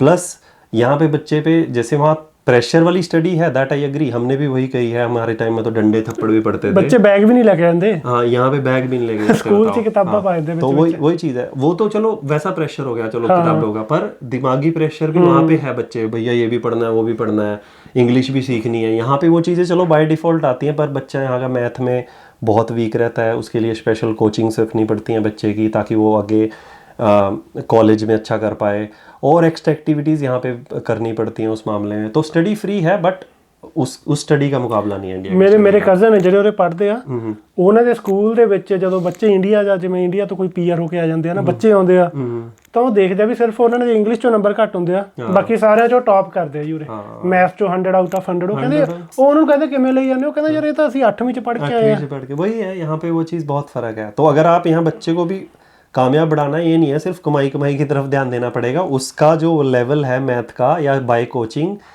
या अपने आप टाइम दे के वो बनाना पड़ेगा, नहीं तो बच्चा वीक हो जाएगा। ਤੇ ਉਰੇ ਟਾਈਮ ਦੀ ਹੀ ਵੈਲਿਊ ਆ। ਜੇ ਤੁਸੀਂ ਦੇਖੋ ਇੱਕ ਕੰਮ ਨਾਲ ਉਰੇ ਬਹੁਤ ਘੱਟ ਲੋਕਾਂ ਦਾ ਸਰਦਾ। ਹਾਂ ਮੈਂ ਤਾਂ ਜਿੰਨੇ ਲੋਕ ਦੇਖੇ ਆ, ਹੁਣ ਤੁਸੀਂ ਦੇਖੋਗੇ ਤਾਂ ਲੋਕਾਂ ਕੋਲੇ 2 ਤਾਂ ਲਾਇਸੈਂਸ ਨੇ, 3 ਲਾਇਸੈਂਸ ਨੇ ਅਲੱਗ-ਅਲੱਗ ਕੰਮਾਂ ਦੇ। ਜੇ ਕੋਈ ਬੰਦਾ ਜੌਬ ਕਰ ਰਿਹਾ, ਸ਼ਾਮ ਨੂੰ ਊਬਰ ਵੀ ਚਲਾ ਰਿਹਾ ਜਾਂ ਕੋਈ ਹੋਰ ਕੰਮ ਕਰ ਰਿਹਾ, 2 ਬਿਜ਼ਨਸ ਵੀ ਕਰ ਰਹੇ ਨੇ ਲੋਕ। ਉਹ ਤਾਂ ਹੀ ਕਰ ਰਹੇ ਨੇ ਕਿਉਂਕਿ ਬਹੁਤ ਲੋਕਾਂ ਦਾ ਉਰੇ ਇੱਕ ਜੌਬ ਦੇ ਨਾਲ नहीं सरता है। नहीं सरता। दोनों हस्बैंड वाइफ वर्किंग भी जरूरी है, और एक बंदा अगर 2 काम भी कर सके, कुछ भी चाहे 2-4 घंटे के लिए, वो इसलिए क्योंकि यार ये बेसिक जो घर है यहाँ पे, इस तरह की चीज़ें वो महंगी हैं बहुत। ਤੇ ਜਦੋਂ ਤੁਸੀਂ ਇੰਨਾ ਕੰਮ ਕਰੋਗੇ है ना, फिर ग्रोसरी भी करनी है, सारे काम करने हैं अपना, है ना। बच्चे लिए टाइम कितने रह गया, बच्चे लिए टाइम ही नहीं रहता। यहाँ पे ग्रोसरी लेने एक इवेंट की तरह जाते हैं लोग कि हाँ सैटरडे आज ग्रोसरी डे है और अपने वहाँ बंदा आता है जाता है बाजार से सामान ले आता है। तो ये बहुत फर्क है इन चीज़ों का। और डिफरेंस इज स्टडी का, जैसे वो में हमने डिस्कस किया भी है, और टाइम की जो वैल्यू, बच्चे को टाइम देना, इस तरह की ये चीज़ें एक्स्ट्रा रहेंगी। अगर आपके पेरेंट्स आपके साथ नहीं आ रहे हैं, बच्चे की केयर करनी, बच्चा अकेला ना फील करे, अकेला फील होने के कारण उसके मेंटली कुछ बहुत असर पैदा हो, कुछ असर ना पाए। बिकॉज यहाँ पे वो दिक्कत भी सुनी है कि बच्चे थोड़ा लेट बोलना, जो हमने वहाँ कभी सुनी भी नहीं, लेट बोलना के वहाँ पे बहुत कम बच्चों में, यहाँ कंपेरेटिवली फ्रिक्वेंसी वो ज़्यादा है बच्चों में कि वो इंटरेक्ट नहीं कर रहे किसी से, क्योंकि वो हम अपने आप को फ्री करने के लिए मोबाइल पे लगा देते हैं, लैपटॉप पे लगा देते हैं, टीवी पे लगा देते हैं। और अब वो इंडिया में भी चल पड़ा है, पर वो आगे फ्यूचर के पेरेंट्स फिर भी उन्हें बहुत ज्यादा है, यहाँ ज्यादा बंदा करेगी यार काम। यहाँ पे बंदे के पास ऑप्शन नहीं है, वहाँ माँ बाप बस बच्चे को टालने के लिए कर रहे हैं इंडिया में, पर वो बहुत गलत है। 2 साल तक होने वाला तो विंटर नहीं देखी है ना, विंटर वो तो अब देखो पहली विंटर आ रही है, ਉਹਦੇ ਵਾਸਤੇ विंटर जैकेट शूज ले ले सारे। हाँ वो भी लेके आए थे पीछे 10-15 दिन। कितना पैसा लग गया? आप विंटर जैकेट, दोनों के लिए विंटर जैकेट लाए थे, हस्बैंड और मैं, वाइफ जैसे हो गए, और शूज़ लेके आए हैं अभी। बच्चे के लिए भी कुछ नहीं लिया क्योंकि उसके कुछ गिफ्ट्स आ गए थे बर्थडे पे, तो हमारे ही $700-800 के आए हैं, मतलब ये चीज़ें। अब 50,000 हो गया, 40-50,000 40,000 हो गया। ये इतने में बस जैकेटें और जूते आए हैं हमारे। और जो कि इवन तो हमने बाहर नहीं जाना, बट किसी दिन बाई चांस कहीं जाना ही पड़ गया, और इसलिए बस लिए हैं क्योंकि मजबूरी थी। वो खर्च एक जोड़ा होना चाहिए। ਆਪਣੇ ਕੋਲੇ ਇੰਡੀਆ 'ਚ ਨਾ ਸਾਰੀਆਂ ਚੀਜ਼ਾਂ ਹੈਗੀਆਂ ਨੇ, ਮੈਂ ਤੁਹਾਨੂੰ ਦੱਸਦਾ ਉਹਦੇ ਖਰਚੇ ਕਿਵੇਂ ਹੁੰਦੇ, ਜਿਹੜੇ ਐਕਸਟਰਾ ਖਰਚੇ ਹੁੰਦੇ ਜਿਹੜੇ ਆਪਾਂ ਗਿਣਦੇ ਨਹੀਂ। ਮੰਨ ਲਓ ਕੁਝ ਘਰ ਦੇ ਵਿੱਚ ਟੁੱਟ ਗਿਆ, ਹੁਣ ਤੁਹਾਨੂੰ ਪੇਚਕਸ ਚਾਹੀਦਾ, ਪੇਚਕਸ ਤੁਹਾਡੇ ਕੋਲ ਹੈ ਨਹੀਂ, ਨਵਾਂ ਲੈ ਕੇ ਆਉਣਾ ਪੈਣਾ। ਹਰ ਕੱਲੀ ਚੀਜ਼, ਸ਼ਵਲ ਤੋਂ ਲੈ ਕੇ ਕੱਲੀ ਚੀਜ਼, ਕਿਚਨ ਦੀ, ਭਾਂਡੇ, ਸਾਰਾ ਟਿੰਡ ਫੋੜੀ, ਸਾਰਾ ਤੁਹਾਨੂੰ ਉਰੇ ਨਵਾਂ ਲੈ ਕੇ ਆਉਣਾ ਪੈਂਦਾ। ਉਹ ਵਾਲੇ ਖਰਚੇ ਵੀ ਹੋ ਜਾਂਦੇ ਨੇ। ਆ ਜਿਹੜੀਆਂ ਐਨਕਾਂ ਨੇ ਨਾ, ਐਨਕਾਂ ਇੰਡੀਆ 'ਚ ਇੰਨੀਆਂ ਸਸਤੀਆਂ ਨੇ, ਉਰੇ ਪਤਾ $200-300 ਦੀਆਂ ਨੇ ਜੇ ਨਿਗਾਹ ਵਾਲੀਆਂ ਐਨਕਾਂ ਲੈਣੀਆਂ ने। वहाँ क्या है कि हर चीज़ का ऑप्शन है। वहाँ आपकी टूटी खराब होगी, आपने प्लम्बर को कॉल कर देनी, उनने भी 100-200 रुपए लेने, 100-200 की टूटी आगे 400 में काम। फ्रेंड ने MRI स्कैन करवानी ਸੀਗੀ, मतलब ਨਵੰਬਰ ਚ ਉਹਨੇ ਪੁੱਛਿਆ, ਅਗਲੇ ਅਗਸਤ ਦੀ ਡੇਟ ਮਿਲੀ ਉਹਨੂੰ, 8-9 ਮਹੀਨੇ ਬਾਅਦ। ਬਾਈ हाँ ये फ्री मेडिकल, कितना ज्यादा फ्री मेडिकल ਦਾ ਇਹ पंगा ਵਾ। हाँ मतलब वही है कि ये कह सकते हैं कि या तो गवर्नमेंट अपनी लिमिट से ज़्यादा लोड डाल रही है, जिसके कारण मेडिकल थोड़ा वीक हो गया है, पर फ्री है इसका मतलब ये नहीं है कि बहुत अच्छा है, जो मतलब क्लियर इंस्ट्रक्शन देना चाहिए। कनेडा ਦੀ ਸਭ ਤੋਂ ਵਧੀਆ ਗੱਲ ਕਿਹੜੀ ਆ? सब तो बढ़िया भाई यहाँ की हवा, जो मुझे बहुत बढ़िया लगी। जो इंडिया से, मतलब मैं छोटे शहर से हूँ, इंडिया के यमुनानगर से, हरियाणा में, तो वहाँ का भी अगर एयर क्वालिटी इंडेक्स में देखता हूँ, तो वहाँ का एयर क्वालिटी इंडेक्स 150-200 के आसपास रहता है, जो कि नॉर्मल नहीं है, मतलब हेल्थ के लिए अच्छा नहीं है। दिल्ली की साइड तो 300-400 रहता है, जो कि बहुत ही सीवियर है। यहाँ पर मैं कई बार चेक कर चुका हूँ, 3-4, मतलब आप प्योर ऑक्सीजन ही पी रहे हो, जो कि आपकी लाइफ वैसे भी, मतलब वहाँ पे अब मुझे लगता है जो 50-60-55 साल में हमारी एज के बंदे बीमारियों से परेशान हो जाएंगे, पर यहाँ पे वो चीज़ आपकी लाइफ को 5-7-10 साल आपकी लाइफ को डेफिनेटली बढ़ाएगी। ये चीज़ एकदम एक नंबर है। दूजी उरे चीज़ वधिया भी लोग, मतलब बाकी ਦਾ ਚਲੋ ਉਰੇ ਵੀ ਤੁਹਾਨੂੰ ਬਥੇਰੀਆਂ ਖਬਰਾਂ ਮਿਲਦੀਆਂ ਵੀ ਕੋਈ ਡਰੱਗ ਐਂ ਕਰਦਾ ਫੜਿਆ ਗਿਆ, ਕੋਈ ਕਤਲ ਹੋ ਗਿਆ, ਗੱਡੀ ਚੋਰੀ ਹੋ ਗਈ, ਪਰ ਫਿਰ ਵੀ ਲੋਕ ਔਨ ਦਾ ਰੋਡ ਸਾਰੇ ਰੂਲਸ ਐਂਡ ਰੈਗੂਲੇशंस फॉलो करते हैं मेजॉरिटी ऑफ द पीपल। हाँ मेजॉरिटी पेडेस्ट्रियन बहुत रिस्पेक्ट मिलती है रोड पे। पेडेस्ट्रियन मतलब जेड़ा बंदा तुर के जानता है रोड क्रॉस करना हाँ, उसकी आपको बहुत रिस्पेक्ट मिलती है। आप इजीली आपको क्रॉस करने के लिए देंगे, वहां की तरह नहीं भाई आएगा क्या गड्डी के नीचे। ਤੇ ਇਹ ਵੀ ਫਾਇਦਾ ਵਾ ਵੀ ਮਤਲਬ ਚਾਹੇ ਆਪਾਂ ਹਿੰਦੀ ਬੋਲੀਏ ਜਾਂ ਕੁਛ ਵੀ ਬੋਲੀਏ, ਖਾਸ ਕਰਕੇ ਉਰੇ ਜੇ ਕੋਈ ਆਸੇ-ਪਾਸੇ ਖੜਾ ਕਿਸੇ ਨੂੰ ਕੋਈ ਆਬਜੈਕਸ਼ਨ ਨਹੀਂ ਹੈਗੀ, like they don't hate you. ਨਾ ਕਿਉਂਕਿ ਉਰੇ ਡਾਈਵਰਸ ਕਲਚਰ ਆ, ਇਦਾਂ ਨਹੀਂ ਹੈਗਾ, ਮਤਲਬ ਕਦੇ ਨਹੀਂ ਐਂ ਲੱਗਦਾ ਕਿ ਬੰਦਾ ਉੱਪਰ ਜਿਹਾ ਹੋਵੇ। हाँ नहीं उस मामले में आपको कोई फ्रेंडली ने लोग उरे सारे, फ्रेंडली लोग हैं आपको। और फिर इनफैक्ट इंडिया में आपके फ्रेंड सर्कल में आप इंग्लिश गंदी बोल रहे हैं, आपको फिर हंसने मजाक कर लेंगे। यहाँ पे लोग आपको एज अ वेलकमिंग वे में लेते हैं कि आप ट्राई कर रहे हो एटलीस्ट उनकी लैंग्वेज, तो they want laugh on you कि वो हंसेंगे नहीं आपके पास, और वो ट्राई करेंगे। आपकी टूटी फूटी इंग्लिश भी बोलोगे सो समझने की कोशिश करेंगे, वो वही अच्छा पॉइंट है यहाँ पे। ਸੋ ਸਾਡੇ ਅੱਜ ਦੀ ਓਪੀਨੀਅਨ ਇਹੀ ਸੀਗੀ, ਤੁਹਾਨੂੰ ਸਾਰਾ ਦੱਸਤਾ, ਪੋਜ਼ਿਟਿਵਸ ਵੀ ਦੱਸਤੇ, ਨੈਗੇਟਿਵਸ ਵੀ ਦੱਸਤੇ। ਇਹ ਪੋਜ਼ਿਟਿਵ ਨੈਗੇਟਿਵ ਕੁਝ ਨਹੀਂ ਦੱਸਿਆ ਅਸੀਂ ਐਸਾ ਕੀ ਦੱਸਿਆ ਜਿਹੜਾ ਅਸੀਂ ਇਸ ਟਾਈਮ ਫੀਲ ਕਰ ਰਹੇ हैं that's what we have told you. और फिर वही आप अपने लेवल पे डिसीजन ले सकते हो। जो only suggestion specifically IT guys को फिर से यही है कि अगर आप विद जॉब आ सकते हो फिर एक्सप्लोर कर सकते हो तो बहुत बढ़िया है, अदरवाइज चीज़ें थोड़ी सी डिफरेंट है जो आप वहाँ से सोच के आते हो। और भाई जो नॉन आईटी से हैं बंदे, उनका आई एम नॉट श्योर, वैसे मेरे नॉन में कम है, पर उनका मैंने सुना है कि थोड़ा पैकेज कम रहता है। आईटी में थोड़ा बूम चल रहा है इंडिया में, इसलिए पैकेज अच्छे हैं, तो वो सोच सकते हैं यहाँ पे अगर आपको दिखता है अपॉर्चुनिटी है। ਤੇ ਇੱਕ ਹੋਰ ਗੱਲ ਦੱਸਦਾ, ਹੁਣ ਤੂੰ ਆਈਟੀ ਦਾ ਨਾ, ਮੇਰਾ ਇੱਕ ਫਰੈਂਡ ਆਈਟੀ ਦਾ, ਹੁਣ ਉਹ ਹੈਲੀਫੈਕਸ ਦੇ ਵਿੱਚ ਆ, ਮੈਂ ਕੋਸ਼ਿਸ਼ ਕਰੂੰਗਾ ਜੇ ਉਹਦੇ ਨਾਲ ਵੀਡੀਓ ਬਣਾ ਲਾ। ਉਹਨੂੰ ਮੇਰੇ ਨਾਲੋਂ ਬਾਹਲਾ ਜ਼ਿਆਦਾ ਕੰਮ ਆਉਂਦਾ ਸੀਗਾ, ਮੇਰੀ ਉਹਦੇ ਨਾਲ ਟ੍ਰੇਨਿੰਗ ਲੱਗੀ ਸੀਗੀ TCS ਦੇ ਵਿੱਚ। ਮਤਲਬ ਜਿਵੇਂ ਮੈਂ ਪੰਜਾਬ ਦਾ ਇੰਟੈਲੀਜੈਂਟ ਸੀਗਾ, ਉਹ ਦਿੱਲੀ ਦਾ ਸੁਪਰ ਇੰਟੈਲੀਜੈਂਟ ਬੰਦਾ ਸੀਗਾ, ਉਹਨੂੰ ਅਸਲੀ ਕੰਮ ਆਉਂਦਾ ਸੀਗਾ, ਤੇ ਉਹ ਕੈਨੇਡਾ ਛੱਡ ਕੇ ਜਾ ਰਿਹਾ। ਪੂਰੇ ਉਹਨੇ ਗ੍ਰੈਜੂਏਸ਼ਨ ਕੀਤੀ, ਉਹ ਮੈਨੂੰ ਕਹਿੰਦਾ ਹੁੰਦਾ ਵੀ ਮੈਨੂੰ ਉਹਨੇ ਗੱਲ ਕੀਤੀ, ਮੈਨੂੰ ਸਾਰੀਆਂ ਗੱਲਾਂ ਸੀ, ਕਹਿੰਦਾ ਨਹੀਂ ਬਹੁਤ ਵਧੀਆ, ਜੇ ਹੋਇਆ ਮੈਂ ਉਹਦੇ ਨਾਲ ਵੀਡੀਓ ਬਣਾਉਂਗਾ ਮੁੰਡੇ ਨਾਲ। ਉਹ ਟੈਂਪਰੇਰੀ ਤਾਂ ਛੱਡ ਕੇ ਜਾ ਹੀ ਰਿਹਾ ਵਾ, ਉਹ ਕਹਿੰਦਾ ਸ਼ਾਇਦ ਮੈਂ ਕਦੇ ਵੀ ਇਹ ਕੰਟਰੀ 'ਚ ਵਾਪਸ ਨਾ ਆਵਾਂ। ਉਹ ਕਹਿੰਦਾ ਉਰੇ, ਕਹਿੰਦਾ ਕੀ ਆ, ਕਹਿੰਦਾ ਮੈਂ ਕਹਿੰਦਾ ਜਦੋਂ ਦਾ ਉਰੇ ਆਇਆ ਮੇਰੀ ਸਾਰੀ ਉਮਰ ਕਹਿੰਦਾ ਸੈਡ, ਮੇਰੀ ਇੰਨੀ ਸੈਡ ਹੋ ਚੁੱਕੀ ਆ ਲਾਈਫ, ਕਹਿੰਦਾ ਕੋਈ ਮੇਰਾ ਫਰੈਂਡ ਨਹੀਂ ਬਣ ਰਿਹਾ ਕਹਿੰਦਾ ਉਰੇ। ਤੇ ਉਹਦੇ ਨਾਲ ਮਾੜੀ ਇਹ ਹੋ ਗਈ ਵੀ ਉਹਦਾ ਜਿਹੜਾ ਕਾਲਜ ਵੀ ਸੀ, ਕਰੋਨਾ 'ਚ ਉਹਦਾ ਕਾਲਜ ਨਿਕਲ ਗਿਆ, ਘਰ ਬੈਠੇ ਕਾਲਜ ਪੋਸਟ ਗ੍ਰੈਜੂਏਟ ਡਿਪਲੋਮਾ ਕੀਤਾ। ਉਹ ਲਿਟਰਲੀ ਮੁੰਡਾ ਵਾਪਸ ਜਾ ਰਿਹਾ, ਉਹਦੀ ਉਰੇ ਆਈਟੀ 'ਚ ਜੌਬ ਲੱਗੀ ਹੋਈ ਆ। ਉਹ ਕਹਿੰਦਾ ਇਦੋਂ ਵਧੀਆ ਤਾਂ ਮੈਂ ਇੰਡੀਆ 'ਚ ਸੇਵ ਕਰੀ ਜਾਂਦਾ ਸੀ, ਕਹਿੰਦਾ ਨਾਲੇ ਮੇਰੇ ਮਾਂ ਪਿਓ ਨੇ ਉੱਥੇ, ਤੇ ਮਾਂ ਪਿਓ ਨੂੰ ਜੇ ਉਰੇ ਲੈ ਕੇ, ਮੈਂ ਕਿਹਾ ਤੂੰ ਮਾਂ ਪਿਓ ਨੂੰ ਉਰੇ ਬੁਲਾ ਲਾ, ਕਹਿੰਦਾ ਉਹ ਵੀ ਸਾਈਡ ਕਰਨੇ ਆ, ਕਹਿੰਦਾ ਉਰੇ ਵਿੰਟਰ 'ਚ ਅੰਦਰ ਬੈਠੇ ਰਹਿਣਗੇ। ਦੇਖੋ ਇਹ ਹੈਗੀ ਜਿਹੜੀ ਸੱਚਾਈ, ਇਹ ਗੱਲਾਂ ਵੀ ਦੱਸਣੀਆਂ ਜ਼ਰੂਰੀ ਨੇ। ਤੇ ਮੈਂ ਤਾਂ ਇੱਕ ਗੱਲ ਦੇਖੀ ਹੈ ਜੀ, ਜ਼ਿੰਦਗੀ ਦਾ ਪਤਾ ਨਹੀਂ ਟੈਂਪਰੇਰੀ ਆ, ਐ ਨਹੀਂ ਪਤਾ ਅਗਲਾ ਦਿਨ ਚੜ੍ਹਨਾ ਨਹੀਂ ਚੜ੍ਹਨਾ। ਪਰਿਵਾਰ, ਇਹ ਸਾਰੀਆਂ ਚੀਜ਼ਾਂ ਵੀ ਜ਼ਰੂਰੀ ਨੇ, ਤਰੱਕੀ ਕਰਨੀ ਵੀ ਬਹੁਤ ਜ਼ਰੂਰੀ ਆ, ਪੈਸੇ ਕਮਾਉਣੇ ਵੀ ਬਹੁਤ ਜ਼ਰੂਰੀ ਨੇ। ਕੋਈ ਵੀ ਪ੍ਰੋਫੈਸ਼ਨ ਤੁਸੀਂ ਚੱਕ ਲਓ ਆਈਟੀ ਤੋਂ ਬਿਨਾਂ, ਕੈਨੇਡਾ ਦੇ ਵਿੱਚ ਪਹਿਲਾਂ ਇੱਕ ਤਰੀਕੇ ਦੀ ਉਹਦੀ ਵੱਧ ਤਨਖਾਹ ਹੁੰਦੀ ਸੀ। ਪਹਿਲਾਂ ਜਿਹੜੇ ਟਰੱਕ ਡਰਾਈਵਰ ਸੀ ਉਹ $15,000 $10,000 ਆਮ ਹੁੰਦਾ ਸੀਗਾ। ਅੱਜ ਕੱਲ੍ਹ ਟਰੱਕ ਵਾਲਿਆਂ ਦੀ ਬੱਸ ਹੋਈ ਪਈ ਆ ਬਾਈ, ਜਿਹੜੇ ਖਾਸ ਕਰਕੇ ਜਿਹਨਾਂ ਦੀਆਂ ਕੰਪਨੀਆਂ ਨੇ ਬੁਰੇ ਹਾਲ ਹੋਏ ਪਏ ਨੇ, ਤੇ ਮਤਲਬ ਇੰਡਸਟਰੀ ਬਹੁਤ ਡਿਕਲਾਈਨ ਦੇ ਵਿੱਚ ਚੱਲ ਰਹੀ ਆ। ਬਾਕੀ ਬਸ ਇਹ ਤੁਹਾਨੂੰ ਆਪਾਂ ਕਲੀਅਰ ਕਰਨਾ ਜੀ। ਮੈਨੂੰ ਮੁੰਡੇ ਪੁੱਛਦੇ ਹੁੰਦੇ ਆ ਭਾਈ ਮੈਂ ਪੁਲਿਸ ਜੌਬ ਕਰਦਾ, ਮੇਰੀ ਘਰ ਵਾਲੀ ਵੀ ਕਰਦੀ, ਅਸੀਂ ਆ ਜਾਈਏ ਕਿ ਨਹੀਂ? ਮੈਂ ਕਿਹਾ ਤੁਹਾਡੇ ਕੋਲ ਤਾਂ ਕੋਈ ਟੈਕਨੀਕਲ ਸਕਿੱਲ ਵੀ ਨਹੀਂ ਹੈਗੀ। ਜੇ ਉਰੇ ਆ ਕੇ ਤੁਸੀਂ ਪੁਲਿਸ 'ਚ ਲੱਗੋਗੇ ਤਾਂ ਤੁਹਾਡੀ 50,000 ਪਹਿਲੇ 2-3 ਸਾਲ ਤਨਖਾਹ ਹੁੰਦੀ ਹੈ, 50 ਉਹ ਤੋਂ ਬਾਅਦ 80,000 ਹੋ ਜਾਂਦੀ ਹੈ। 33 ਸਾਲ ਤੋਂ ਬਾਅਦ ਫਿਰ ਤੁਸੀਂ ਪੁਲਿਸ ਲੱਗ ਵੀ ਨਹੀਂ ਸਕਦੇ ਕੋਈ। ਤੇ ਹਾਂ 80,000 ਵੀ ਹੋ ਗਈ, ਉਹ 'ਚ ਵੀ ਯਾਰ ਗੁਜ਼ਾਰਾ ਔਖਾ ਬਾਈ, ਉਹ ਲਾਈਫ ਨਹੀਂ। ਜੇ ਇੰਡੀਆ 'ਚ ਪੁਲਿਸ ਵਾਲੇ ਤੋਂ ਬੰਦਾ ਉਈਓ ਡਰਦਾ। ਹਾਂ ਮੈਂ ਤੁਹਾਨੂੰ ਉਹ ਦੱਸਦਾ ਬਈ, ਜੇ ਤੁਹਾਨੂੰ ਨਹੀਂ ਆਈਡੀਆ ਵੀ ਕਿੰਨੀ ਐਨੂਅਲੀ ਪੈਕੇਜ ਵਿੱਚ ਕਿੰਨੀ ਇਨ ਹੈਂਡ ਆਉਂਦੀ ਹੈ, ਤਾਂ ਮੈਂ ਰਫਲੀ ਆਈਡੀਆ ਦੱਸਦਾ ਬਈ 1 ਲੱਖ ਜੇ ਤੁਹਾਡੀ ਸੈਲਰੀ ਹੈਗੀ ਹੈ ਤਾਂ ਤੁਹਾਨੂੰ $5,5200 ਇਨ ਹੈਂਡ ਆਫਟਰ ਟੈਕਸਿਸ ਆਣੇ ਨੇ, ਜੇ ਤੁਹਾਡੀ ਇਸ ਰੇਂਜ 'ਚ ਹੈਗੀ। ਹੁਣ ਤੁਹਾਡੀ ਜਿੰਨੀ ਘੱਟ ਵੱਧ ਹੈ ਤੁਸੀਂ ਆਪਣੇ ਆਪ ਆਈਡੀਆ ਲਾ ਲਓ। ਮੇਰਾ ਪਹਿਲਾ ਪੈਕੇਜ $60,000 ਦਾ ਸੀਗਾ, $55,000-60,000 ਦਾ, 55 + 5 ਬੋਨਸ ਸੀਗਾ ਮੈਨੂੰ ਲੱਗਦਾ ਉਰੇ। ਤੇ ਮੈਂ ਕਿਹਾ ਵੀ ਯਾਰ 5-6,000 ਮਹੀਨੇ ਦਾ ਡਿੱਗਾ ਕਰਨਾ ਹੈ ਹੱਥ 'ਚ। ਪਰ ਜਦੋਂ ਮੈਂ ਦੇਖਿਆ ਮੇਰਾ ਥੋੜਾ ਜਿਹਾ, ਮੈਂ ਉਹ ਵੀ ਲੈ ਲਿਆ ਸੀਗਾ RRSP, ਉਹ ਮੈਂ ਕਰਾਉਣ ਲੱਗ ਗਿਆ ਸੀਗਾ। ਪਰ ਮੈਨੂੰ ਆਇਆ ਜਦੋਂ ਪਹਿਲੇ ਮਹੀਨੇ $2900, ਮੈਂ ਕਿਹਾ ਯਾਰ ਬਣਦੇ ਤਾਂ 5,000 ਨੇ, ਕਾਹਦੇ ਆਉਂਦੇ ਤਾਂ। ਫਿਰ ਉਹ ਕਹਿੰਦੇ ਜੇ ਇਦਾਂ ਕਰਨਾ ਫਿਰ ਤੁਸੀਂ ਐਕਸਟਰਾ ਟਾਈਮ ਲਓ। ਫਿਰ ਮੈਂ ਸੈਟਰਡੇ ਸੰਡੇ ਵੀ ਕੰਮ ਕਰਦਾ ਸੀ ਥੋੜਾ ਬਹੁਤਾ, ਹਨਾ। ਫਿਰ ਨਾਲ ਮੈਂ YouTube ਸ਼ੁਰੂ ਕੀਤੀ। ਪਰ ਮਤਲਬ ਉੱਥੇ ਬੰਦਾ ਸੋਚਦਾ ਵੀ ਬੰਦਾ 2.5 ਲੱਖ ਕਮਾਊ, ਜਦੋਂ ਟੈਕਸ ਟੂਕਸ ਕੱਟ ਕੇ ਆਉਂਦੇ ਵੀ ਤਾਂ 1.5 ਲੱਖ ਹੀ ਰਹਿ ਗਿਆ। ਇਹ ਚੀਜ਼ਾਂ ਸੱਚ ਨੇ। ਬਾਕੀ ਜੇ ਤੁਹਾਡਾ ਕੋਈ ਹੋਰ ਵੀ ਕੁਐਸਚਨ ਹੋਇਆ ਤਾਂ ਤੁਸੀਂ ਇਹ ਵੀਡੀਓ 'ਚ ਤੁਸੀਂ ਪੁੱਛ ਸਕਦੇ ਹੋ, ਤੇ ਅਸੀਂ ਆਪਣੇ ਵੱਲੋਂ ਤੁਹਾਨੂੰ ਓਨੈਸਟ ਜਿਹੜੀ ਚੀਜ਼ ਸੀਗੀ ਉਹ ਸ਼ੇਅਰ ਕੀਤੀ ਹੈ। ਅਸੀਂ ਕੋਈ ਬੁਰਾਈ ਨਹੀਂ ਕੀਤੀ, ਕੋਈ ਚੰਗਾਈ ਨਹੀਂ ਕੀਤੀ। ਕੈਨੇਡਾ ਬਹੁਤ ਵਧੀਆ ਮੁਲਕ ਆ। हाँ भाई अपने आप से ਜਿਹੜੇ ਰਹਿ ਰਹੇ ਨੇ, ਪਰ ਉਹ ਇੰਡੀਵਿਜੂਅਲ ਵਾਸਤੇ ਕੀ ਡਿਸੀਜਨ ਹੋ ਸਕਦਾ, ਥੋੜਾ ਹਮਨੇ ਵਹੀ ਟਰਾਈ ਕੀਤਾ ਕਿ ਇੰਡੀਵਿਜੂਅਲ ਆਪਣੇ ਬੇਸ पे ਡਿਸੀਜਨ। ਇਹੋ ਜਿਹੇ ਲੋਕ ਵੀ ਹੈਗੇ ਆਪਣੇ, ਕਦੇ ਮੂਹਰੇ ਨਹੀਂ ਆਉਂਦੇ, ਜਿਹੜੇ ਮੁੜ ਕੇ ਜਾ ਰਹੇ ਆ। ਜੋ ਮੁੰਡਾ ਮੁੜ ਕੇ ਗਿਆ ਉਹ ਸੋਚ ਰਿਹਾ ਐਨ ਪ੍ਰੋਪਰ, ਉਹ ਰੈਡੀ ਆ, ਸ਼ਾਇਦ ਉਹ ਚਲੀ ਹੋ ਜਾਵੇ। ਉਹਦੇ ਨਾਲ ਮੈਂ ਤੁਹਾਨੂੰ ਵੀਡੀਓ ਬਣਾ ਦੂੰ, ਫਿਰ ਤੁਹਾਨੂੰ ਕਲੀਅਰ ਹੋ ਜਾਵੇ ਵੀ ਆਈਟੀ ਵਾਲਾ ਬੰਦਾ, ਟੌਪ ਟੀਅਰ ਬੰਦਾ ਵੀ ਛੱਡ ਕੇ ਗਿਆ ਕੈਨੇਡਾ, ਕਿਉਂ? ਉਹਦੇ ਪਿੱਛੇ ਉਹਦੇ ਕੋਈ ਕਾਰਨ ਸੀ, ਕਹਿੰਦਾ ਮੈਨੂੰ ਨਹੀਂ ਵਧੀਆ ਲੱਗਿਆ ਇਹ ਦੇਸ਼। ਹਾਂ ਬਈ, ਪਰ ਉਹਨਾਂ ਲਈ ਬਹੁਤ ਵਧੀਆ ਵਾ ਕੈਨੇਡਾ, ਜਿਵੇਂ ਆਪਣੇ ਖਾਸ ਕਰਕੇ ਪੰਜਾਬੀ ਕਮਿਊਨਿਟੀ 'ਚ ਆ ਰਹੇ ਨੇ ਬੱਚੇ ਹਨਾ, ਵਿਆਹ ਕਰਕੇ ਆ ਰਹੇ ਨੇ ਜਿਹੜੇ ਵੀ, ਮਤਲਬ ਆਉਂਦੇ ਨੂੰ ਹੀ ਘਰ ਵਾਲੇ ਨੂੰ ਵਰਕ ਪਰਮਿਟ ਮਿਲ ਜਾਂਦਾ, ਉਹਨਾਂ ਦਾ ਵਧੀਆ ਯਾਰ। ਇੰਡੀਆ ਨਾਲ ਉਹਨਾਂ ਦੀ ਉਹ ਤਰੀਕੇ ਨਾਲ ਲਾਈਫ ਇੰਨੀ ਜ਼ਿਆਦਾ ਘੈਂਟ ਆ ਉਰੇ, ਤੁਸੀਂ ਐਨ ਪੂਰਾ ਵਧੀਆ ਇੰਜੋਏ ਕਰ ਸਕਦੇ ਹੋ। ਇਨ ਫਿਊਚਰ ਦੇ ਵਿੱਚ ਵੀ ਤੁਹਾਡੇ ਗਰੋ ਕਰਨ ਦੇ ਆਪਸ਼ਨ ਵੱਧ ਨੇ।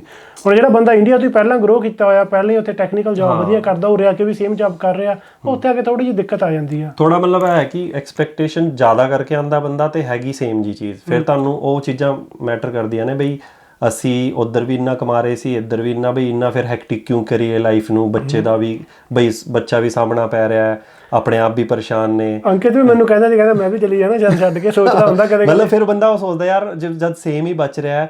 ਹਾਂ ਮੇਰੇ ਨਾਲ ਉਹ ਵੀ ਹੈ ਕਿ ਮੇਰੀ ਵਾਈਫ ਜੋਬ ਨਹੀਂ ਕਰ ਸਕਦੀ, ਸਾਡਾ ਬੱਚਾ ਛੋਟਾ ਹੈ, ਉਹਨੂੰ ਸਾਹਮਣਾ ਪੈਂਦਾ ਮੇਰੀ ਵਾਈਫ ਨੂੰ ਜਦ ਤੱਕ ਮੈਂ ਆਫਿਸ ਕਰਦਾ।